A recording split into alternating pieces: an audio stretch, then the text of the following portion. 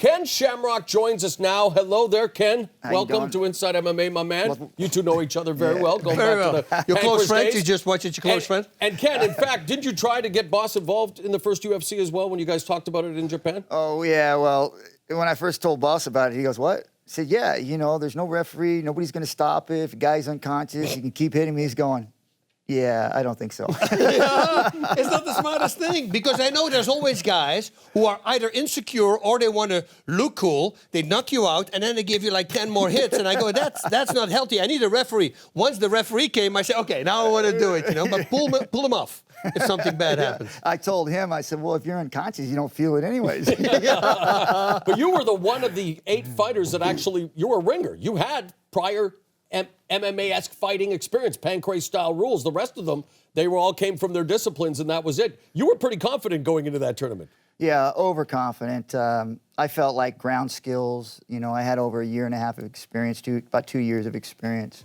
And I felt going into that I had fought people from all over the world over in Japan, and I was on top over there. And I felt like, well, now I'm going to go in against some karate guys wearing gis and pajamas and all these other things.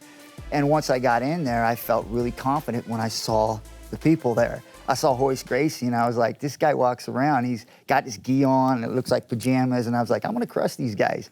And I went in there, and I got Pat Smith, who was supposed to be one of the favorites, and then Royce, and the whole story behind that one, but he catches me with a gi choke. And I remember sitting there and thinking to myself, you idiot. I was not even prepared for that, because I didn't think it was gonna happen. I mean, You didn't think the entire event was going to go? At all, because it was no holds barred, anything goes. And so in my mind, I'm thinking, okay, they're going to come up to us in the locker room and they're going to go, okay, this is how it's going to work. And then I didn't want any part of that right then. I wanted to do what I was doing in Japan. I loved the hard style. And so I went ahead with it thinking, well, we'll see what happens. I went over to Japan 3 days prior to the UFC. I fought. I defended my title. I won. I flew out with Funaki and Fouquet and the trainer there, and we flew to Denver 3 days before the event. In my mind going, this ain't gonna happen. You know, they're gonna come to us and tell us this is how it works. All the way up until the fight actually happened. And I think the best fight that could have set the standard for UFC and what people would see today, because then it was no holds barred, not in MMA, it was no holds barred, was Emmanuel Toué. I believe it was Emmanuel Toué and Gerard Godot. Gerard Godot football kicks him in the face when he Taylor goes down. Tooley. Hits him with the right hand. He goes to the ground all fours. Gerard walks up and just boots him right in the face while he's on the ground. Teeth go flying in the front row. I mean, Wallace is in there, Kathy Long, Jim Brown, and it was about half full in the stadium. People were screaming and yelling, and it went quiet. And I remember even in the locker room, guys hitting pads, and you know all that testosterone is going in there, and people screaming and yelling. All of a sudden, we had monitors in there, and it stopped. Like, it felt like 10 seconds, but it was a split second where people just like, he just kicked him in the face.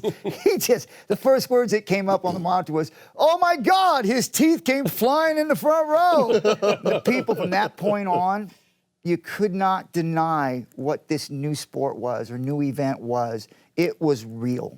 Yeah, before that, it was Bruce Lee movies, the kickboxer, Jean-Claude Van Damme. I mean, people don't realize that prior to 1993, it was a totally different perspective. Yeah, but what happened with the fight? Was nobody wanted to turn around? They go like, okay, you know what? I didn't sign up for this. Well, actually, you signed up for this, right? Yeah, well, it was just like myself where you just didn't believe it because you only saw it on TV. I mean, there was nothing in the world during that time that even looked anything like that except for a street fight. Yep. And so when it happened, I think, especially the guys that were in the locker room who were athletes and fighters themselves, hadn't seen anything like this but in movies. So their first thought was like, well, wait a minute, this is not what I signed up for. And I remember hearing somebody say that, and I go, no, this is exactly what we signed up for. We just didn't think it was going to happen. Yeah. you and Tito Ortiz, of course, helped usher in the modern boom of MMA popularity, the UFC. You at 52 still, as of this past February, we're still fighting in Bellator.